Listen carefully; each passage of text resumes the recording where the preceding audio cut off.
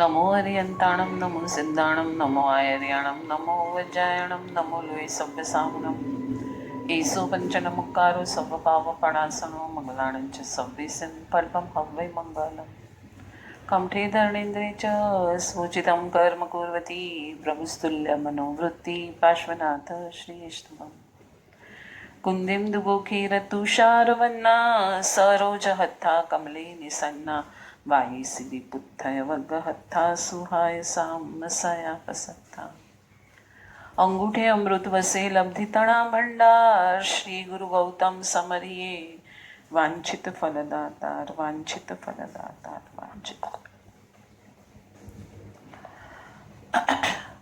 મોપાધ્યાય પરમ પૂજ્ય યશુ વિજયજી મહારાજ સાહેબ રચિત સમાધિ શતક ગ્રંથ અને તેની ઉપર પરમ પૂજ્ય ભક્તિ યોગાચાર્ય યશુ વિજયજી મહારાજ સાહેબના વિવેચનના સ્વાધ્યાયનો આજે આપણો 22મો દિવસ અને ગાથા આવીએ છીએ 27મી. કાલે આપણે 3 આત્માની વાતો લીધી, બહિરાત્મા, અંતરાત્મા અને પરમાત્મા. હવે એ જ વસ્તુ આગળ લેશે, કઈ રીતે બહિરાત્મા તત્વને છોડવું. હજી ઘૂંટાવશે ને, હજી આપણે પ્રેક્ટિકલી નથી થઈ ગયું ને. બાળક હોય એને તમે પહેલે દિવસે કોઈ બી મેથ્સની ફોર્મ્યુલા આપી દો કે a plus B whole raise to square એટલે a square plus 2ab plus B square, એને એ જ મિનિટે આવડી જાય છે. એને કેટલી બધી અલગ અલગ રીતે પહેલાં એને પ્રૂવ કરે છે કે યસ, એ પહેલી વાર તો વિચારે છે કે a plus B whole raise to square એ 2ab ક્યાંથી આવ્યો, એ સ્ક્વેર કેવી રીતના બની ગયો, આ તો સ્ક્વેરની બહાર છે રેઝ ટુ 2. એને કેટલા બધા કુતૂહલ થાય છે કે આવી રીતના કેવી રીતના થયું.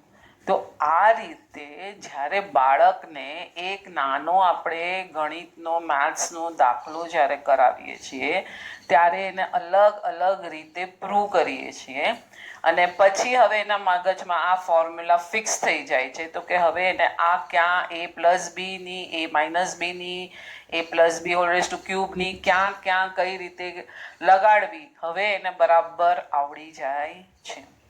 તો આ બધી ફોર્મ્યુલા મેથ્સ શીખવું એટલે શું એકડા બગડા શીખી લેવા એટલે મેથ્સ આવડી ગયું? હા, કે 1 to 100 નંબર મને આવડે છે, ચલો તો મેથ્સ આવડી ગયું, બુક બંધ કરી દો. આપણે એમ કરશું ના. 1 પહેલાં આપણે નંબરિંગ શીખ્યા, પછી plus, minus, multiplication, division, formula, પછી સાઇન, કોસ, થીટા, કેટલું આવતું હતું આપણને. હા, એન્ડલેસ ચાલતું હતું કે નહીં મેથ્સ પણ. હા, સાઇન ને કોસ ને થીટા ને sine upon this is equal to 1, now prove it. હા, તો જેવી રીતના મેથ્સના માસ્ટર થવા માટે કોઈ બી, મેથ્સ મારો ફેવરેટ સબ્જેક્ટ હતો એટલે મને મેથ્સ બધું બરાબર યાદ છે. તો એના માટે પણ કેટલી મહેનત જોઈતી હતી. તો આ તો મોક્ષ માર્ગના માસ્ટર થવાનું છે આપણે, બરાબર છે ને. તો એના માટે કંઈ સીધું સીધું બધું આવી જવાનું છે. ફોર્મ્યુલાઓ પાક્કી કરવી પડશે, ઘૂંટવી પડશે, શોધવી પડશે. મેથ્સ માટે ટ્યુશન્સ આપણે રાખીએ કે ના રાખીએ, કે નથી આવડતું તો કોઈ માસ્ટર છે તો સદગુરુના શરણે જવું પડશે. સદગુરુની બી વેવ લેન્થ આવે છે ક્યાંથી, તો કે સદદેવથી. તો સુદેવ, સુગુરુ, સુધર્મનું કનેક્શન સમજવું પડશે. કેવળ જ્ઞાન શું છે ત્યાં સુધી પહોંચવું પડશે. એ જ જ્ઞાન મારી અંદર છે ત્યાં સુધી પહોંચવું પડશે. આ જ્ઞાનની અંદર મતિ જ્ઞાન, શ્રુત જ્ઞાન એ કયા ભેદ છે એ સમજવું પડશે. આપણે હમણાં 1 કે 2 સ્વાધ્યાય પહેલાં આપણે જોયું કે વિકલ્પ જ્ઞાન છે, મતિ જ્ઞાન છે. હા, અને નિર્વિકલ્પ જ્ઞાન છે, કેવળ જ્ઞાન છે. પણ મતિ જ્ઞાનને પણ બરાબર ઘૂંટ્યું એણે તો કેવળ જ્ઞાન આવ્યું કે નહીં, કે વિકલ્પમાં પણ શું કાઢવાનું છે અને શું પકડવાનું છે એ વિકલ્પમાં છે ને ખબર પડશે ને. આ આગ છે એને છોડવાની છે ને પાણીનો સહારો લેવાનો છે, તો 2 વસ્તુ હતી એમાં જ એને ખબર પડી આ કાઢવાનું છે આ લેવાનું છે. તો આ પ્રમાણે સાધક એક એક ફોર્મ્યુલાને પોતાના જીવનમાં અંદર જેમ જેમ જ્ઞાની ભગવંતોએ કીધેલું છે એમ એમ ઉતારતો ઉતારતો જ્યારે આગળ જાય છે ત્યારે એ મોક્ષ માર્ગનો હજી તો પથિક કહેવાય છે, માર્ગનો અનુસારી, માર્ગાનુસારી કહેવાય છે. હવે આપણે આના 27માં આધાર સૂત્ર પર આવીએ છીએ. ગાથા વાંચું છું. સોમે યા દ્રઢ વાસના પરમાત્મ પદ હેત ઇલિકા ભ્રમરી ધ્યાન ગતિ જીનમતી જીનપદ દેત. શું કે છે? પરમાત્મા દશાની દ્રઢ ભાવના, વાસના, અહીંયા વાસના શબ્દ કેમ કે આ સંસારી જીવને બરાબર સમજાઈ જાય છે ને, લત છે, ટેવ છે, વાસના છે. તો હવે અહીંયા પરમાત્મા દશાની દ્રઢ ભાવના, વાસના જો એ કરશે તો જ પરમાત્મા પદને અપાવનાર બને છે. કોણ? ભાવના અને વાસના એને પરમાત્મા પદ અપાવે છે. એના માટે એક્ઝામ્પલ લે છે ન્યાયની. આપણામાં ન્યાયશાસ્ત્રમાં કેટલા બધા ન્યાયના અલગ અલગ એક્ઝામ, લો તપ્ત ન્યાય, નદી ઘોલ પાષાણ ન્યાય, ઇલિકા ભ્રમર ન્યાય, આવા ન્યાયથી સમજાવવામાં આવે છે. કેમ કે અમુક વસ્તુ સ્થિતિ આપણને સીધી સીધી ન સમજાય તો આ એક્ઝામ્પલ ન્યાયનો મૂકે એટલે આપણને થોડું એનામાં કંઈક ચાંચ ડૂબે. જે રીતે ઈયળ ભમરીના ધ્યાનમાં રહી ભમરી બને છે તેમ સાધક પ્રભુના ધ્યાનમાં રહી પ્રભુ બને છે. બે વસ્તુ આવી. કઈ બે વસ્તુ આવી? 3 વસ્તુ આવી. આમ તો સાધક આવ્યો, પ્રભુ આવ્યા અને ધ્યાન આવ્યું.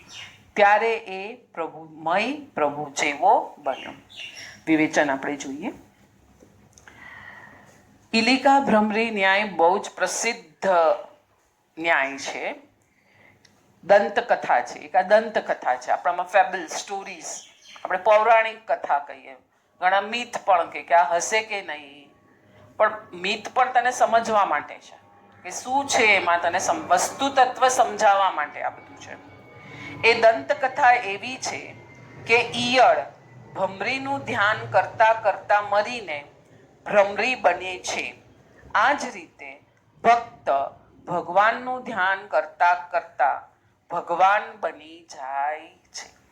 અહીંયા મને એક જણા એક વખત પ્રશ્ન બી પૂછ્યો હતો કે ભાવનાબેન, ઈયળ તો 2 ઇન્દ્રિય જીવ છે અને ભમરા વગેરે તો ચૌરિન્દ્રિય જીવ છે, તો 2 ઇન્દ્રિય ચૌરિન્દ્રિય કેવી રીતના બની જાય? આ વસ્તુ ન્યાયની છે એટલે ત્યારે તમારે ન્યાય બુદ્ધિ રાખવી પડશે. પ્લસ ઈયળ, હવે હું એમ કહું કે આંબાના ઝાડ પર ફૂલ લાગે છે એને આપણે આમ્રમંજરી કહીએ છીએ. તો એ પુષ્પ અલગ વસ્તુ છે અને કેરી છે એ અલગ વસ્તુ છે. 2 વસ્તુ અલગ છે કે નહીં? દેખાય જ છે ને આપણી નજરની સામે કે પુષ્પ પુષ્પ છે અને કેરી કેરી છે, આપણને ખ્યાલ આવી જાય છે. બરાબર છે? તો ફૂલમાંથી ફળ બન્યું કે નહીં? તો આ એક પ્રોસિજર છે આવા બધા જીવોનું કે પહેલા એ લોકો એવા ઈયળના શેપમાં હોય, ઈંડામાંથી નીકળે, પછી એની આજુબાજુ કોશેટો ઉઠે છે અને પછી એમાંથી કોશેટામાંથી એ ભમરો બને છે. તો એક પ્રોસિજર છે. હવે જેમ આપણી નજર સામે જ છે કે આપણે ત્યાં કેળીનું ઝાડ છે તો પહેલાં તો ફૂલ જ લાગે છે અને પછી જેમાંથી ફળ બને છે કે નહીં. તો આ ન્યાયની વાત છે. તો ત્યારે એ રીતે જ આપણે એને સમજવી યોગ્ય છે. પ્રાચીન સભ્યતાનું એક અનોખું અંગ છે તત્વજ્ઞ. નિત્સેત્સે એક ફોરેનર કોઈ તત્વજ્ઞ છે જે મિથ્સ જે હોય છે ને એ પુરાણ કથાઓ વિનાનો સમાજ એ મૂળિયા વિહોણો સમાજ છે. કેટલું ફાઇન સેન્ટેન્સ કીધું કે જો તમારામાં કોઈ આવી પુરાણ કથાઓ, આવી દંતકથાઓ, આવી સમજણવાળી કથાઓ નથી તો કથાઓ રચવી શેના માટે પડી? વસ્તુ તત્વ જિજ્ઞાસુને નથી સમજાતું તો એને સમજાવવા માટે થઈને આવી દંતકથાઓ જ્ઞાનીઓએ રચી છે અને એમાં કંઈક કંઈક તથ્ય પણ છે, કંઈક ને પૂરું તથ્ય છે. કદાચ આવી રીતના 2 ઇન્દ્રિય ચૌરિન્દ્રિય, આપણી દ્રષ્ટિ એના પર ગઈ, 2 ઇન્દ્રિય અને ચૌરિન્દ્રિયના વિભાગ પર ગઈ આપણી દ્રષ્ટિ, પણ ત્યાં કેવા શું માંગે છે એ પર આપણી દ્રષ્ટિ નથી જતી. એટલે રહસ્યના ધુમ્મસમાં વીંટાયેલી પુરાણ કથા પરંપરા ચાલી આવતી માન્યતા એવી તો મોહક લાગતી હોય છે. આપણે બી સાંભળે ને, એક રાજા હતો, પછી રાક્ષસ આવ્યો, પછી આમ થયું, પછી રાજાએ તો આ બધી પૌરાણિક કથાઓ જે હોય, વિક્રમ વેતાલ, આ બધી જે હતી, આપણે નાના હતા ત્યારે વાંચતા હતા, તો આપણને કેટલું એમાં ઇન્ટરેસ્ટ આવતો હતો. પણ એમાં હતું શું? તમને યાદ આવે છે એમાં શું હતું? વિક્રમ વેતાલ વગેરેમાં અભય થવાની જ બધી પ્રક્રિયાઓ હતી. એટલે બાળ માનસને બધું સમજાવવા માટે આજે હવે મમ્મીઓ શું કરે છે? બધું ટીચરને સોંપી દે છે. હા, હજારો ને લાખો રૂપિયાની ફી આપી દીધી, કાર્ટૂન બતાવે છે. કાર્ટૂનમાં તો બધી છોકરાઓ કે જવા દો, નથી આપણે શબ્દો પ્રયોગ કરે. પણ બધી પૌરાણિક કથાઓ શું હતી? અભય બનવાનું પ્રોસિજર હતું એમાં. અને જે જીવો અભય બને છે એ જ મોક્ષ માર્ગમાં, સંસારમાં આવતા બધા ભયોને જીતીને આગળ વધી શકે છે. એટલે આપણી જે પૌરાણિક કથાઓ જે હતી ને, આજે તો બિચારા છોકરાઓને મળતી હશે કે નહીં વાંચવા મને ખબર નથી. જે આપણી આર્ય સંસ્કૃતિની પૌરાણિક કથાઓ હતી ને, એમાં કેટલું તત્વ ભળેલું હતું એ આપણને હજી ખબર નથી. એટલે છોકરાઓને વંચાવવું તો શું વંચાવવું? નાનપણમાં 8 વર્ષ સુધી બાળક જ્યારે સ્ટોરી સાંભળીને મેચ્યોર થાય છે, એમને મેચ્યોર નથી થતો. 8 વર્ષ સુધી બાળક આજુબાજુનું બધું, હવે આજની બધી લાઈફસ્ટાઈલો અને બધું સ્કૂલ ને કિન્ડરગાર્ટન ને ભલે બધું અલગ થઈ ગયું, કાંઈ વાંધો નથી, પણ એ 8 વર્ષ સુધી તમારા ઘરનું વાતાવરણ, તમારા ઘરના સંસ્કાર, તમે બાળકને શું વાતો કરી છે, તમે કઈ સ્ટોરીઓ એને સંભળાવી છે. નાનું હશે બાળક ત્યારે રોજ રાતના એક સ્ટોરી સાંભળીને સૂવે, અને એમાં તમે એવા સંસ્કાર ભરેલી જો સ્ટોરી હશે તો બધું એનું સબકોન્શિયસ માઇન્ડ એ સંસ્કારને ગ્રહણ કરીને રાખશે. ચોરી કરે તો આમ થાય, ભલે ત્યાં કથા પ્રમાણે હશે, પણ 5 વ્રત કેવી રીતના એને પાળવાના છે, ચોરી નથી કરવી, જૂઠું નથી બોલવું, એનું ફળ આવું છે. આ નાના બાળકને કથાઓ દ્વારા પણ માતાઓ સંસ્કાર આપી શકે છે. એ જ વાત અહીંયા લે છે કે ઇલિકા ભ્રમર ન્યાયનો પરંપરિત અર્થ પણ મજાનો છે. હવે એનો બીજો ઈશારો છે, રહસ્ય વૈજ્ઞાનિકોએ પણ આ રીતે ખોલ્યું છે. હવે સાયન્ટિસ્ટનો આજે પ્રૂફ બી આપવું પડશે ને આપણે લોકોને, તો ગુરુજીએ બી અહીંયા મૂક્યું છે. ભમરી ઈંડા મૂકવા માટે ઈયળને પોતાના ઘરમાં લઈ આવે છે. તેના મૃતદેહ પર ઈંડા મૂકી પોતે બહાર નીકળે છે. ઈંડા મોટા થાય છે અને માટીના ઘરમાં રખાયેલા છિદ્રો વાટે બહાર નીકળે છે. ઈયળને માટીના ઘરમાં જોઈ હોય, બીજું કંઈ જ ત્યાં હોય નહીં, અને ભમરા બહાર આવે ત્યારે ઈયળ જ ભમર બને. આ દંતકથા પ્રચલિત હતી. એટલે પહેલા શું હતું કે ઈયળનું ડેડ બોડી લઈ આવે, એના પર ઈંડા મૂકે. આપણામાં જે સમૂરછીમ જીવોની ઉત્પત્તિ કઈ છે એ જ પ્રમાણે છે. એમાંથી હવે સમૂરછીમ જીવો, એની વિષ્ટા વગેરેમાંથી સમૂરછીમ ઈયળો ઉત્પન્ન થશે. હવે આ ઈયળ એનું પ્રોસિજર કરશે, એટલે બહાર આખું જે સિલ્કનું થ્રેડ છે એ વીંટાળશે, અને એ સિલ્કના થ્રેડમાંથી શું થશે? અંદરથી ભમરો બનીને થોડા ટાઈમમાં નીકળશે. હવે આપણે આની કથાને આખી સાધનામાં ઢાળીએ છીએ. અહીં સાધનાની 2 ગતિઓ વર્ણવાઈ છે. પિપીલિકા ગતિ. પિપીલિકા એટલે સંસ્કૃત શબ્દ છે, પિપીલિકા કીડી. અને વિહંગમ ગતિ. વિહંગમ ગતિ એટલે વિહંગમ એટલે પક્ષી, બરાબર છે.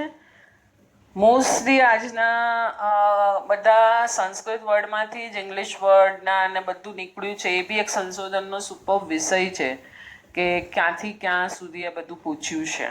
એટલે આપણું સંસ્કૃત કેટલું વેલ્ધી હતું. પિપીલિકા ગતિ અને વિહંગમ એટલે પક્ષીની ગતિ. શરૂઆતમાં તો સાધક કેવી રીતના ચાલશે? સાધનાના પથ પર કીડીની જેમ, બસ ધીરે ધીરે ચાલે છે. અને પછી વિહંગમ એટલે કે આકાશમાં ઉડવા માંડે છે. એવી રીતના ઈયળ ગતિવાળો સાધક પોતાની સાધનાને ભમરા જેવી ઝડપથી બનાવે, એ ઇલિકા ભ્રમર ન્યાય એ અહીંયા પ્રૂવ કરવું છે. હા, અહીંયા કદાચ અંદર આગળ લખ્યું બી હશે ઈયળને આપણે ચાલતા જોઈએ છે ને, કેવી રીતના ચાલે, આમ થોડું ચાલે પછી એનું આમ ઊંચું કરી પછી ત્યાં રેસ્ટ લે, 1 સેકન્ડ 2 સેકન્ડ 5 સેકન્ડ જેવું રેસ્ટ લે, પછી પાછળનું બોડી આગળ લે, પછી પાછી ચાલે. અને એટલે રેસ્ટિંગ પીરિયડ આગળ જવાનું, રેસ્ટિંગ પીરિયડ આગળ જવાનું, એમ કરતી કરતી કરતી ઈયળ આગળ ચાલે છે. કાલે આપણે જોયું ને, રુચિ વૈરાગ્ય, રુચિ વૈરાગ્ય. સ્થિર થશો તો રુચિ વધશે, તો એનાથી તમારી ગતિ વૈરાગ્યમાં આગળ વધશે. સ્થિર થયા, અંદરના ગુણ માણ્યા, તો બહારનું બહિરાત્મ તત્વ છૂટતું ગયું. આપણે કહીએ ઇન્દ્રિય જય કરવો છે, પણ એ કઈ જડતાથી આપણે નથી કરવું. ઇન્દ્રિય જય સમજીને કરવું છે. તો જેમ જેમ અંતર્ગતિ જાય છે, અંતરના ગુણો તરફની ગતિનો પ્રોગ્રેસ ચાલે છે, એ રીતે આપણે શું કરીએ છીએ, બહારની વસ્તુ તત્વ છૂટતું જાય છે. બસ એ જ ન્યાય છે અહીંયા, કે ઈયળ પણ ચાલે છે તો આવી રીતના પેલા સ્થિર થાય છે, આગળનું ચેક કરે છે કે મારા જીવને ભય નથી ને, પછી એ આગળ જાય છે. બસ એ જ રીતે અહીંયા ઇલિકા ભ્રમર ન્યાયને સમજવાનું છે. સાધનામાં પ્રાપ્ત થતા વેગની વાત આનંદગંજ મહારાજ સાહેબે ધર્મનાથ પ્રભુના સ્તવનમાં કહી છે. સાધનાના માર્ગે મનની દોડે, મનના વેગથી દોડવાનું છે. મનને કેવી રીતના દોડવાનું છે? વેગથી દોડવાનું છે. વેગ એટલે શું? બંદૂકની ગોળી કોઈના હાથમાં હોય અને તે ભીતને અડાડે તો ભીતનું પ્લાસ્ટર તૂટે? ના તૂટે. પણ એ જ ગોળી કોઈ બંદૂકમાં ભરી અને ફોડે તો શું થશે? ભીતની આર પાર નીકળી જશે. એટલે મનના વેગે સાધના માર્ગે દોડવું એટલે શું? વેગ એટલે તન્મયતા, ઇન્વોલ્વમેન્ટ. તમે જે સમયે જે સાધના કરતા હો એ વખતે એમાં પૂરેપૂરા ડૂબી જાઓ. તમારો પૂરેપૂરો ઉપયોગ એ ક્રિયામાં અનુસંધિત એટલે જોડાયેલો હોવો જોઈએ. બીજે ક્યાંય તમારું ધ્યાન ભટકવું જોઈએ નહીં. આ તન્મયતા આવે છે રસ વૃત્તિથી. આપણે જોયું રુચિ અનુયાયી વીર્ય. જ્યાં રસ છે ત્યાં જ ધ્યાન જશે, ત્યાં જ જ્ઞાન જશે, ત્યાં જ ઉપયોગ જશે. વિભાવોની દુનિયામાં જ્યારે જવાય છે ત્યારે ખ્યાલ છે કે એમાં કેટલી તન્મયતા આવી જાય છે. એની પાછળનું કારણ તેની રસ વૃત્તિ છે. ક્યાંક આત્માની વાતો થતી હોય તો બોરિંગ લાગે 1 કલાક, બરાબર. પણ ક્યાંક આમ રસાળ કોકની વાતો થતી હોય તો આપણું હજી ધ્યાન ક્યાં છે? નિંદા કુથલી, કોઈની ગોસિપ ત્યાં છે કે પરની કથાઓમાં છે? શેમાં છે આપણું ધ્યાન? એ ખબર નથી. રસ વૃત્તિને પલટવી રહી, રસ વૃત્તિ સાધનાને પક્ષે, તન્મયતા સાધનામાં આવશે જ. તમે તમારું રુચિ પલટી, તમારો રસ્તો પલટ્યો, તમારું ધ્યાન પલટ્યું, તમારી માન્યતા પલટી કે પરમાં જવાથી મને કાંઈ મળવાનું જ નથી. આટલા આપણે લાગે છે આજે 27મી ગાથા કરીએ છીએ ને? લગભગ 27મી ગાથા કરીએ છીએ. તો 27મી ગાથા સુધી આટલું ગુટાવ્યું છે તો કે હવે એમાં કંઈ કચરામાં જવા જેવું છે જ નહીં. અંદર સુગંધ છે, આનંદ છે, રસ છે, શાંતિ છે, સમતા છે, કેટલા એડજેક્ટિવ્સ આવી ગયા. તો એના તરફની રુચિ કરશે તો તન્મયતા વધશે, સ્થિરતા વધશે, સ્વાદ માણશે અને જીવ આગળ જશે. હવે પાછો ઇલિકા ભ્રમરી ન્યાય જ સમજાવે છે. અહીંયા આપણે વાંચીએ. ઈયળને તમે ચાલતા જોઈ હશે. શરીરના આગળના ભાગને પા અડધો ઇંચ આગળ સરકાવે, સ્થિર કરે. પાછળના ભાગને તે આગળ સરકાવે છે. ફરી આગળના સ્થાન પર સ્થિરતા અને પાછળના ભાગને આગળ લાવી દેવો. આને શું કહેશે? કર્મગ્રંથની ભાષા. હું છે ને જરાક એનું નીચેનું પેરેગ્રાફ એક વાંચી લઉં, કદાચ એમાં હશે, પછી આપણે એનો અર્થ લઈએ. પ્રારંભિક સાધકની સાધના આ રીતની હશે. જે ગુણસ્થાનકનો અભ્યાસ ચાલી રહ્યો છે. ગુણસ્થાનકનો અભ્યાસ એટલે કર્મગ્રંથ ભણવા બહુ માર્મિક સરસ સેન્ટેન્સ મૂક્યું છે અહીંયા ગુરુજીએ. ગુણોમાં એની તન્મયતા, પોતે જે ગુણસ્થાનકે છે એ બધા જ ગુણો બરાબર પરિપૂર્ણ માણસે, ભોગવશે, પ્રગટ કરશે, એ પ્રમાણેનું એનું વર્તન હશે તો નવું ગુણસ્થાનક એને મળશે. આમાં કઈ 35 ને 45% પાસ નહીં કરે. આમાં પાંચમા ગુણસ્થાન, પહેલા ગુણ, આપણે પહેલા ગુણસ્થાનકની જ વાત કરીએ, પાંચમાને શું કામ કરીએ. પહેલા ગુણસ્થાનકે જે 35 માર્ગાનુસારીના ગુણો કીધા, ઔચિત્યનું પાલન કીધું, જીન પ્રત્યે સંશુદ્ધ ચિત્ત કીધું, ગુરુની વયાવચમાં પણ સંશુદ્ધ ચિત્ત, ત્યાં સંશુદ્ધ ચિત્તને બહુ ઇમ્પોર્ટન્ટ આપ્યું છે. શાસ્ત્ર અભ્યાસમાં પણ કઈ રીતે ત્યાં શાસ્ત્ર અભ્યાસ કરવો, યોગ દ્રષ્ટિ સમુચય આખી દિશા બતાવી દીધી છે કે પહેલા ગુણસ્થાનકે તારામાં આ ગુણો હશે, આ પ્રમાણેનું તારું વર્તન હશે તો સીધું ફર્સ્ટ થી સેકન્ડ થર્ડ નથી. આપણે એકવાર કરશું સાથે, આપણે બંને બેસીને. ફર્સ્ટ થી સીધું ફોર્થ ગુણસ્થાનકનો જમ્પ છે. સેકન્ડ થર્ડ ગુણસ્થાનક ઉતરવાના ગુણસ્થાનક છે. ચડવાના ગુણસ્થાનક ફર્સ્ટ ટુ ફોર્થ ગુણસ્થાનક સીધું આવે છે. બરાબર છે? તો ત્યાં એમ નહીં કે ઓકે તું ન્યાય સંપન્ન વૈભવ નથી ને, ચાલશે, ઓકે, પણ આ બધું તો દયા, દાન, સંશુદ્ધ ચિત્ત એ બધું કરે છે ને, ચાલશે. ત્યાં ચાલવાની વાત જ નથી. 100 માર્ક્સ આવવા જોઈએ, 100 હોવા જોઈએ, તો જ એને નેક્સ્ટ ગુણસ્થાનક, નેક્સ્ટ સ્ટાન્ડર્ડમાં મૂકવામાં આવશે. એટલે પ્રારંભિક સાધકની સાધના આ રીતે હશે. જે ગુણસ્થાનકનો અભ્યાસ ચાલી રહ્યો છે, ક્ષમાનો યા આસક્તિ વિજયનો, તેમાં સહેજ આગળ વધી ત્યાં સ્થિરતા પ્રાપ્ત કરી લે, ફરી સહેજ આગળ વધે. ઈલિકા ભ્રમર ન્યાય સમજાવે છે ને આપણને. તો ઈલિકા ભ્રમર ન્યાય એટલે શું? પહેલા શું કરશે? એ ગુણસ્થાનકના ગુણોને જાણશે. પહેલા તો શ્રદ્ધા કરશે આત્મા, પછી એ ગુણસ્થાનકના ગુણો શું છે, ત્યાં શું મારે ફોલો કરવાનું છે, ત્યાં મારે કઈ રીતે રહેવાનું છે, એના બધા રૂલ્સ જાણશે. ફર્સ્ટ સ્ટાન્ડર્ડનો સિલેબસ આપે કે નહીં આજે સ્કૂલમાં? આટલા આલ્ફાબેટ શીખવાડશું, આટલા વર્ડ શીખવાડશું, આટલું ડ્રોઈંગ કરાવશું, આટલું મેથ્સ કરાવશું. આ તો આખું સિલેબસ પહેલાથી જ આવી જાય છે ને આજકાલ તો. આપણા જમાનાની સ્કૂલો અલગ હતી, અત્યારે તો આખા યરનું સિલેબસ પહેલેથી જ આવી ગયું. બરાબર છે? હા, તો અહીંયા તો પ્રભુએ તો આ પરંપરા પહેલેથી જ મૂકેલી છે. પહેલેથી સિલેબસ આપી દો. હવે તારે ટીક માર્ક કરો, યસ આ થઈ ગયું, આ થઈ ગયું, આ થઈ ગયું, આ થઈ ગયું, થઈ ગયું, કરી લીધું. અંદર એનું સુગંધ આવવા માંડી, અંદર મારું એ પરિણમન ચાલુ રહ્યું છે. આઈ એમ ફીલિંગ ધેટ.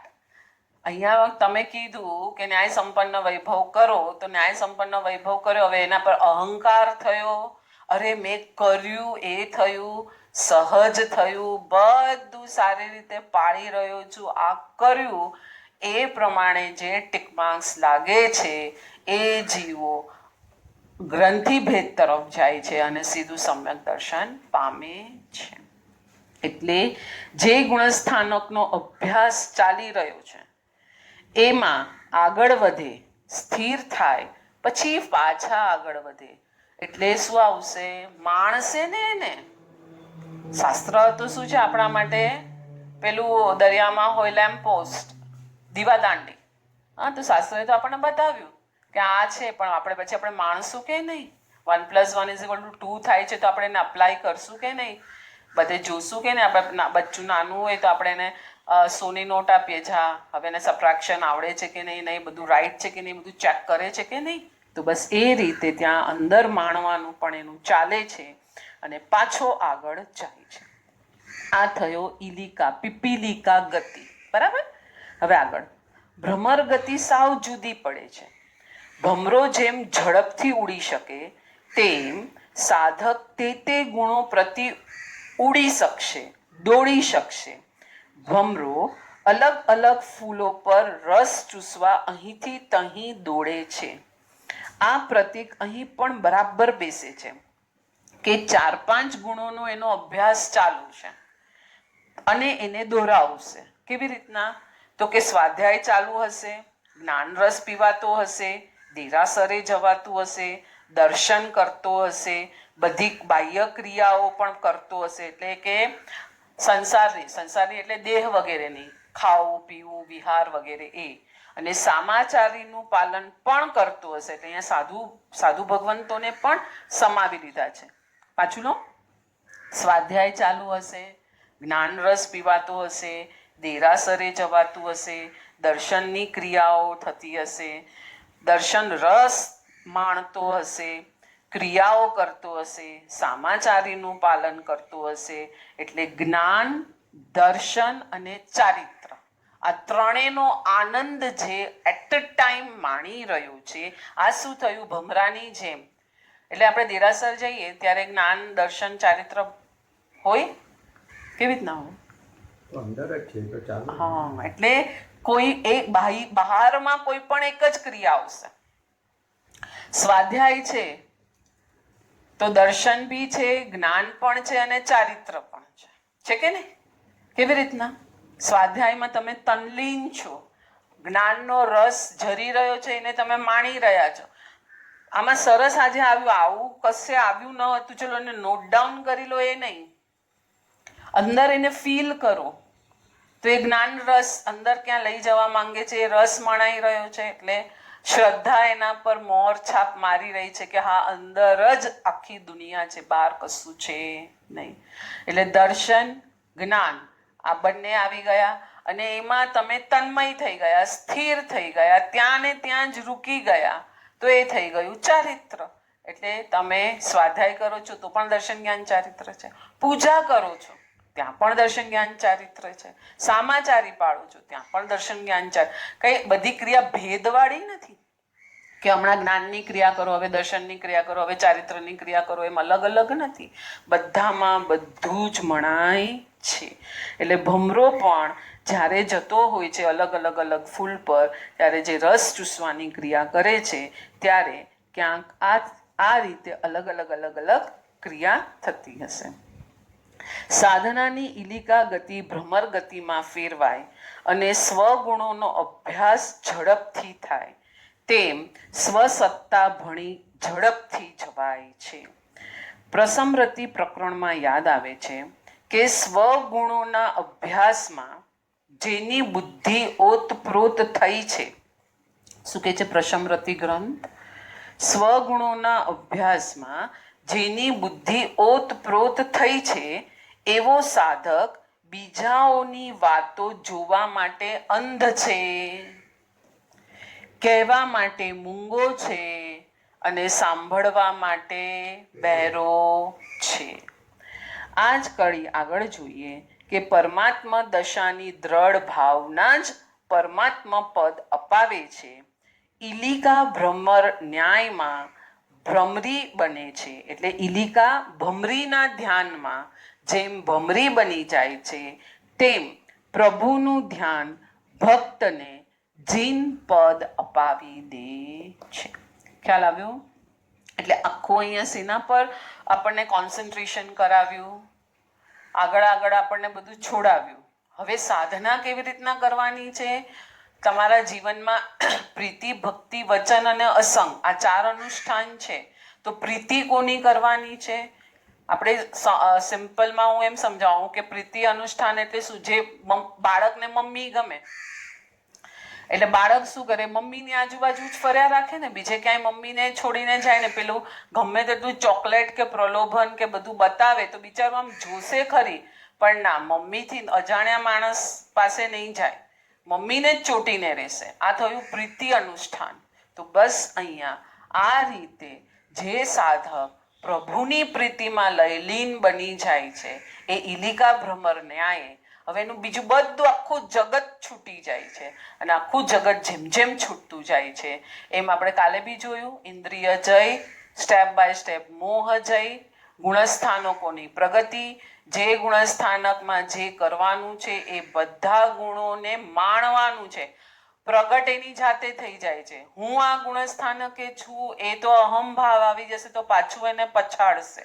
એટલે જે પ્રમાણે સ્ટેપ બાય સ્ટેપ એ જીવો આગળ વધે છે એ થયો પરમાત્મા તત્વ. બહિરાત્મ છૂટી ગયો, અંતરાત્મ તત્વને ઘૂંટી રહ્યો છે અને પરમાત્મ તત્વ ઇલિકા ભ્રમર ન્યાયથી મેળવી લીધો છે. હવે આપણે આવીએ છીએ 28મી ગાથા પર. 28મી ગાથા પર भारे भय पद सोही है जिहां जड़ को विश्वास. હા, જ્યાં જળ ઉપર વિશ્વાસ છે ને એ જ સૌથી મોટો ભય છે. બહુ સુપર આપ્યું. શું કીધું? આપણને તો જળ ઉપર વિશ્વાસ છે કે જીવ ઉપર વિશ્વાસ છે? આપણને તો જળ ઉપર વિશ્વાસ છે. જળ નહીં હોય, સંપત્તિ નહીં હોય તો હું કેવી રીતના જીવીશ? બેંક બેલેન્સ નહીં હશે તો હું કેવી રીતના રહીશ? આટલું બેંક બેલેન્સ તો હોવું જરૂરી છે. હા ને? પુણ્યશ્રાવકે આવું કર્યું હતું? પુણ્યશ્રાવકે શું કર્યું હતું? આજનું કમાય અને આજે જ પૂરું થઈ ગયું. અપરિગ્રહ. ત્યારે પ્રભુએ સમૂહ શરણમાં પુણ્યશ્રાવકની સામાયિકને વખાણી અને ત્યારે પ્રભુએ જે પ્રમાણે અપરિગ્રહી તું બન અને એ જ તારો, આપણે હમણાં ગુણસ્થાનકની વાતો કરી ને, જે ગુણસ્થાનકમાં જે કરવા યોગ્ય છે, તો ગુણસ્થાનકમાં આગળ વધવા માટે જે 5 અણુવ્રત વગેરે, નીચેના ગુણસ્થાનકમાં ક્યાંય વ્રતોનું પાલન નથી. આપણે જે વ્રતોનું પાલન કરીએ છીએ એ શેના માટે કરીએ છીએ? એ ગુણસ્થાનકને અચીવ કરવા માટે કરીએ છીએ, એટલે કે સમ્યક દર્શન તરફ જવા માટે કરીએ છીએ. એટલે આપણે તો યમ નિયમ કરીએ છીએ, આપણે કંઈ પચખાણ નથી કરતા. હરિભદ્ર સુરી મહારાજ સાહેબની વ્યાખ્યામાં કહીએ તો યમ અને નિયમનું પાલન કરીએ છીએ કે જેથી આપણે આ ઇન્દ્રિય ઉપર જય વધતું જાય. પ્રત્યાખ્યાન તો 5મા ગુણસ્થાનકની ક્રિયા છે અને 5મા ગુણસ્થાનકે પચખાણ આવે છે. પહેલા ગુણસ્થાનકોમાં તો યમ અને નિયમ આવે છે, પણ એની પણ કન્ડિશનો સુપર સમજાવી છે કે એ પ્રમાણે છે યમ અને નિયમનું પાલન. ત્યાં બી 5 વ્રત જ છે સમજાવ્યા, તો એનું પાલન પણ જે પ્રમાણે ન્યાયથી છે એ તું કરશે તો તું ચોથા ગુણસ્થાનકે જશે. બરાબર છે? એટલે અહીંયા આ શ્લોક આપણે વાંચીએ પાછો. ભારે ભય પદ સોહી હૈ જીહાં જડ કો વિશ્વાસ, जिनसु ओ डरतो फिरे सोही अभय पद तास. શું કીધું? જેને જળથી ડર લાગે છે એ અભય પદ પામે છે. કેટલી ડેન્જર પર લાવીને ઊભા રાખી દીધા છે મહોપાધ્યાય આપણને. હા, આ બધું તો કે હા તો આવડે છે, આ હું કરી શકું છું, આ આવડે છે, આ હું કરી શકું છું, આ આવડે છે, આ હું કરી શકું છું. હવે 28મી ગાથામાં કીધું કે જો જળની સંપત્તિ બધું જ આવી ગયું ને, જળમાં શરીર પણ આવી ગયું, બધું આવી ગયું, હા, ભાવ બધું આવી ગયું, એ બધું જળનું છે. તો એના પર જો તું વિશ્વાસ રાખીને ચાલે છે તો હજી તો તારી નાવ બહુ મોટી ડામાડોળ સ્થિતિમાં છે. અર્થ જોઈએ. જળ પર વિશ્વાસ તેજ ભય, જ્ઞાન આદિ પોતાના ગુણોથી અત્યાર સુધી પોતે જે દૂર રહેલ છે, ડરીને ભાગીને રહેલ છે. યોગદર્શી સમુચયમાં મોક્ષનો અદ્વેષ કર એમ પહેલા સમજાવે છે, કેમ કે તને મોક્ષનો રાગ છે ના, તને મોક્ષનો દ્વેષ છે. પેલા આપણે આ વાંચી લઈએ પછી એ વાત લઈએ. પહેલેથી આખું મિનિંગ વાંચું છું. જળ પર વિશ્વાસ તેજ ભય, જ્ઞાન આદિ પોતાના ગુણોથી અત્યાર સુધી પોતે જે દૂર રહેલ છે, ડરીને ભાગીને રહેલ છે, તે ગુણોની ધારામાં જવું એ જ નિર્ભયતા છે. આપણને કોઈ કહે તમે આ બધી ધર્મ આરાધના સાધના શેના માટે કરો છો? આપણે શું બોલશું? મોક્ષમાં જવા માટે. પણ મોક્ષનો તને રાગ છે? રાગ શેનો છે? તને સંસારનો છે. પ્રૂવ છે, પ્રૂવન છે. મેં શું કીધું? અત્યારે 0 બેંક બેલેન્સ છે તમારું, તો તમે ધર્મ આરાધના કરી શકશો? કેમ ધર્મ આરાધના તો આત્માથી કરવાની છે, બેંક બેલેન્સથી કરવાની છે. પણ ઈ એનું ધ્યાન ઈ તરફ જ જશે કે હા. મારી પાસે બેંક બેલેન્સ નથી, હા. એટલે ઈ તરફ જ એનું. એટલે હજી લક્ષ્ય તો પૂતગલનું જ છે ને. આત્મા આપણે હમણાં 5-6 સ્વાધ્યાય પહેલા જોયું ને કે પેલી બાઈ જે છે એ તો ઓટલા પર પડી રહેતી હતી, કોઈ ચા પાય તો એને પહોંચેલ સાધક કીધો. ખ્યાલ આવે છે? એટલે અહીંયા જેને જળ ઉપર વિશ્વાસ છે એને ભય દેખાય છે, કેમ કે જ્ઞાનના ગુણોને આપણે હંમેશા દ્વેષ જ કર્યો છે. આપણે જ્ઞાનના ગુણનો રાગ નથી કર્યો. એટલે પહેલી મિત્રા દ્રષ્ટિમાં અદ્વેષ ગુણ પ્રગટાવવાનો છે. અદ્વેષ એટલે ન રાગ ન દ્વેષ. એને હવે સમજવા માટે બહુ મોટું જોઈએ, આપણે અત્યારે એને લેવું નથી, પણ સિમ્પલ આમાં બરાબર બેસે છે. એટલે હું કહું છું કે આપણને તો અત્યાર સુધી મોક્ષનો દ્વેષ જ હતો, કેમ કે એક માનમાં 2 તલવાર નથી રહેતી, એક માનમાં એક જ તલવાર રહે છે. કાં તો તું મોક્ષનો રાગ રાખ, કાં તો તું સંસારનો રાગ રાખ. હમણાં તું ક્રિયા કરે છે મોક્ષની, તો એમ કે ના મારે મોક્ષે જવું છે, અને પછી જ્યારે સંસારમાં આવી જાય છે ત્યારે તો પૂરો સંસારનો પૂતગલ મળે. પૂતગલ છે તો સારું, પૂતગલ છે તો જીવન, પૂતગલ છે તો ધર્મ આરાધના, પૂતગલ છે તો બધું. આ તો તારી માન્યતા બરાબર પડેલી છે, તો તને ક્યાં આત્માના ગુણનો રાગ છે. એટલે અદ્વેષ ગુણ જ્યારે પ્રગટે છે જીવમાં, ત્યારે જીવ આગળ વધી શકે છે. અને થોડું આટલું લઈએ, વિવેચન કાલે જ લેશું. પૂતગલ અનુભવની ધારા જ્યાં હોય છે ત્યાં સાધકને શું લાગે છે? ભય. શું થયું પુણ્યશ્રાવકને? એની વાઈફ ભૂલથી એક છાણું લઈ આવી, ભૂલથી. ચોરી કરીને નથી લાવી, ભૂલથી. એટલે કે સજાગતા ચૂકાઈ ગઈ, અને જે 20 છાણાને બદલે 21 છાણા લઈ આવી. તો એ જે ભૂલ હતો, જે અતિચાર થઈ ગયો હતો, એનાથી એને અહીંયા સામાયિકમાં અહીંયા ચેન નથી પડતું. એટલે કે પૂતગલની ધારા અનાયાસે આવી ગઈ છે, અંદરથી કંઈ આનંદ માણવામાં સ્ખલના આવી રહી છે. તો ત્યાં એને થયું કંઈક ગડબડ છે. એટલે કે ભય હોય છે. જ્યારે સ્વગુણની ધારા અકંપ દશા છે, અભય દશા છે, પોતાને મેળવીને આપે એવી દશા છે. જ્યારે પૂતગલની ધારા ભય આપે છે, સંસાર આપે છે, અને પૂતગલ જેવા શરીરો આપે છે. તો અહીંયા આપણે હવે આજે વિરામ લઈશું. બધા સાધકોની સાધના સરસ ચાલતી હશે. સર્વ જીવો શાતામાં હશો, અને હિન્દીમાં શું કહું હિન્દીમાં,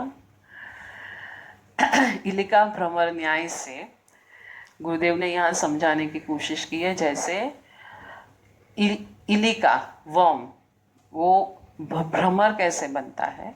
तो पहले आगे जाता है, गुण प्राप्त करता है, गुण प्राप्त करके अंदर कुछ अनुभवन करता है, आनंद महसूस करता है. वो आनंद महसूस करके वापस नए गुण की अचीवमेंट की ओर जाता है, और उसे लगता है कि ये भ्रमरा जैसे उड़ रहा है, मैं कैसे उड़ूं? तो उसमें उसका एक स्पंदन आता है. वो स्पंदन से वो पूरा उसका कोशेटा, जो सिल्क हम लोग नहीं पहनते, उसके पीछे का रीजन है जो वो थ्रेडिंग है, वो थ्रेडिंग बन जाता है पूरा, और अंदर पूरा वो ध्यान में ही ध्यान में मैं भ्रमरा बन जाऊं तो कितना अच्छा, गगन में उड़ सकूं.